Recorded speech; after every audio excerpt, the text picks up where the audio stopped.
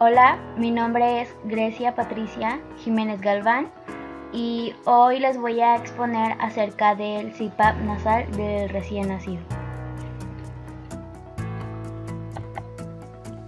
Primero vamos a clasificar las fases ventilatorias. Está la fase 1, que es con el casco cefálico, las puntas nasales. La fase 2, que ya sería el CPAP nasal, y la fase 3, que es la ventilación mecánica.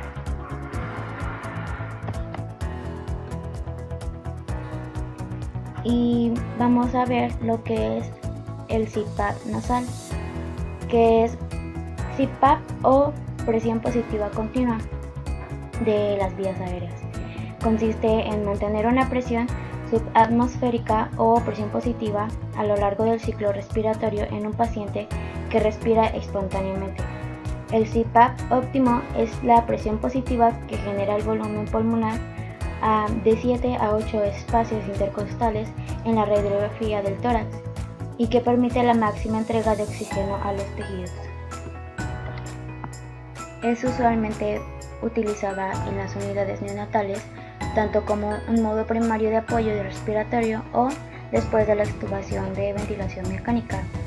Para los recién nacidos extremadamente prematuros, menor de 27 semanas de gestación. Los efectos del CPAP. El CPAP puede aumentar la capacidad funcional residual con el objeto de optimizar la oxigenación, disminuir la resistencia de las vías respiratorias y el trabajo respiratorio, estabilizar la pared torácica y mejorar la sincronía toracoabdominal, mejorar la función diafragmática y disminuir la resistencia de las vías aéreas superiores y apnea obstructiva. A nivel cardiovascular, los efectos se relacionan directamente con la presión transmitida a la pleura, a los vasos intratorácicos y al corazón. Cuando la presión en la vía aérea es excesiva, el resultado es el aumento de la resistencia vascular pulmonar y de la presión pleural, que condiciona el incremento de la presión venosa central. La presión arterial sistémica aumenta al aplicar el CPAP y si el recién nacido está normovolémico, pero si está hipovolémico disminuye el gasto cardíaco y se mantiene normal. Existen ventajas y desventajas. Una de las ventajas es que aumenta la capacidad residual funcional de la presión de oxígeno. Otra, aumenta la distensibilidad y mejora el trabajo respiratorio, reduce las apneas y la inflamación. Previene el colapso pulmonar y conserva el surfactante. Disminuye los cortocircuitos intrapulmonares. Disminuye las apneas obstructivas y mixtas. Disminuye la ventilación mecánica o el tiempo de ventilación mecánica. Una desventaja sería que aumenta el riesgo del síndrome de fuga aérea. Otra sería que los niveles altos producen sobredistensión pulmonar, retención del CO2 y aumento del trabajo respiratorio. El aumento de la presión intratorácica disminuye el retorno venoso y el gasto cardíaco, una distensión gástrica o lesiones nasales. Las indicaciones. Las indicaciones se dividen de acuerdo a alteraciones en la exploración física, en incremento del trabajo respiratorio, aumento en la frecuencia respiratoria mayor al 30% de lo normal, retracciones supraesternal e intercostal, quejido y aleteo nasal, palidez o cianosis y agitación.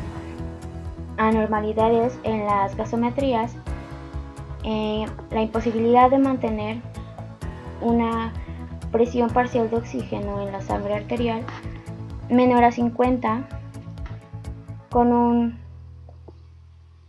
una fracción inspirada de oxígeno mayor al 60%, con una presión arterial del dióxido de carbono mayor al 50 y un pH menor de 100.25. alteraciones en la radiografía de tórax, campos pulmonares poco expandidos y o con infiltración, patología base o una post-extubación.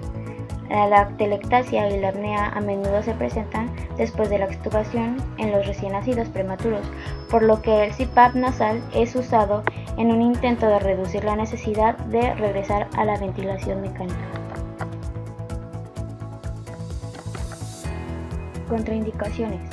Se puede asociar con el equipo o con el paciente, como una bronquiolitis, necesidad de intubación y ventilación mecánica, anormalidades de la vía aérea como paladar hendido, anestesia de coanas, fístula traqueoesofágica, inestabilidad hemodinámica, patrón respiratorio inestable, apneas frecuentes con disminución de saturación de oxígeno y bradicardia, una insuficiencia ventilatoria, una hernia diafragmática congénita no corregida.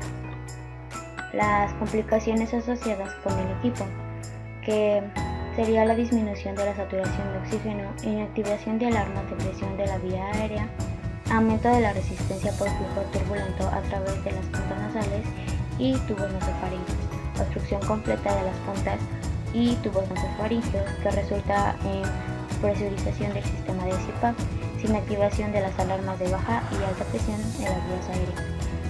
Un flujo de gas insuficiente para satisfacer la demanda inspiratoria, lo que causa un aumento de trabajo respiratorio, un flujo excesivo que genera sobredistensión pulmonar y aumenta el trabajo respiratorio, una posición inadecuada de las puntas o cánulas, una aspiración accidental de piezas pequeñas del circuito de dispositivo nasal. Ahora vamos a hablar de las complicaciones asociadas con el paciente, que sería una sobredistensión pulmonar que condiciona a un síndrome de fuga aérea, una alteración a la ventilación y perfusión, la retención de dióxido de carbono, incremento del trabajo respiratorio, una disminución del flujo pulmonar con aumento de las resistencias vasculares pulmonares y disminución del gasto cardíaco, insuflación gástrica y distensión abdominal que puede causar una broncoaspiración, una irritación nasal, necrosis por presión y dilatación septal. La atención de enfermería. Se debe controlar cada hora, se debe mantener en posición semi-Fowler. El nivel del CPAP depende del nivel del agua y es de 0 a 7 centímetros de agua. Se debe mantener en un nivel adecuado del generador de presión. Revisar el FiO2, la presión, la humedad y la temperatura, que sería de 32 a 36 grados centígrados. Realizar la descompresión gástrica teniendo una sonda orogástrica a gravedad y abierta. Se deja 1 hora y media en caso de indicación de alimentación para absorción de la fórmula. Un monitoreo del perímetro abdominal, mantener boca cerrada y evitar que el bebé llore. Una aspiración gentil de secreciones en vías aéreas superficial por razón necesaria. Mantener la cánula nasal bien fija y en posición correcta en las narinas.